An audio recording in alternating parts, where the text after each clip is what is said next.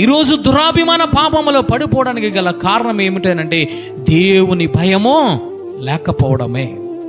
బిలాము దేవుని మాటను లెక్క చేయకుండా, దేవుని వాక్యము పట్ల అభిమానము కలగకుండా, దేవుని వాక్యాన్ని ప్రేమించకుండా దేనిని ప్రేమిస్తూ ఉన్నాడయ్యానంటే బాలాకు పంపించిన ఆ మనుషులను, బాలాకు పంపించిన ఆ ధనమును ప్రేమిస్తూ ఉన్నాడు.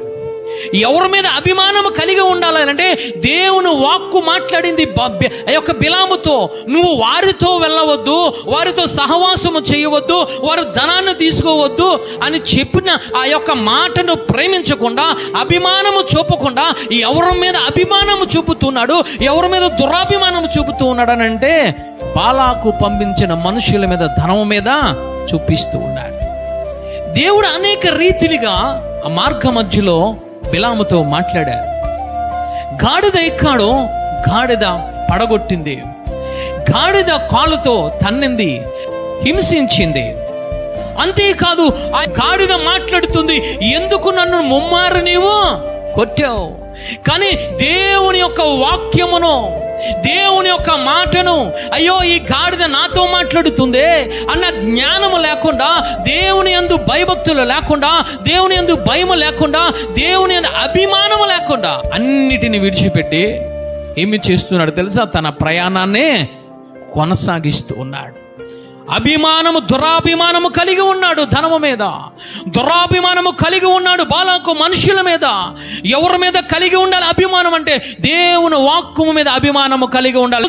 సంఘాలలో ఉన్న విశ్వాసులు అక్రమము, అన్యాయమైన ధనము మీద అభిమానము కలిగి ఉంటూ ఉన్నారు, దురాభిమానము కలిగి ఉంటూ ఉన్నారు.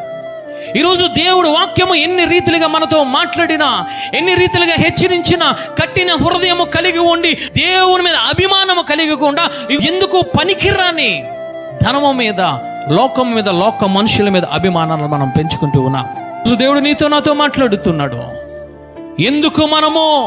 ఎందుకు మనము పాపము చేస్తున్నాం, ఎందుకు మనము ఇదిగో ఆ యొక్క పాపములో పడిపోతున్నాం అని అంటే ఆయన మాట్లాడుతున్నారు, నా యందు భయము లేని వారు కఠిన హృదయము కలిగి ఉంటారు, నా యందు భయము లేని వారు దురాభిమానమును పాపములో పడిపోతారని మాట్లాడుతున్నారు తల్లి.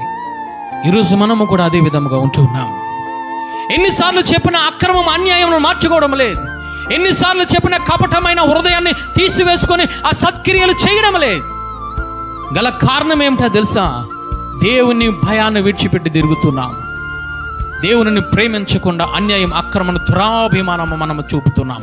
అందుకే దురాభిమానంలో పడిపోతున్నాం.